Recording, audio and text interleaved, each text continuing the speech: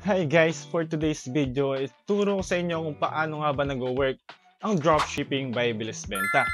Marahil interested ka na kung paano nag-work ang dropshipping concept ni Bilis Benta. Kay Bilis Benta, nag-work ang dropshipping sa pamamagitan ng pagkakaroon ng access ng mga dropshippers or subscribers sa inventory and resources ni Bilis Benta para ibenta sa kanilang online store. At once na may umorder sa online store ng mga dropshippers, hindi na nila kailangan mamuhunan sa items na ipapadala sa kanilang mga customer. Ang kinaganda sa concept ng dropshipping kay Bilis Benta, hindi na kailangan mag-abiso ng mga dropshippers sa amin tungkol sa orders na pumapasok sa kanilang online store. Dahil alam nyo ba na automatic na papasok ang order details sa system ni Bilis Benta.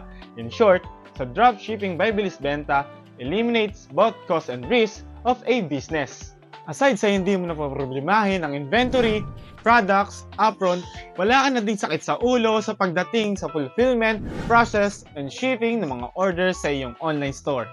This allows dropshippers to really focus on marketing, customer service, and selling. And next, kung ikaw ay interesado na kung paano ito simulan, kay Bilis Benta pwede mo kaming i-message sa aming FB page at bumisita sa aming website para matulungan ka namin sa iyong dream negosyo.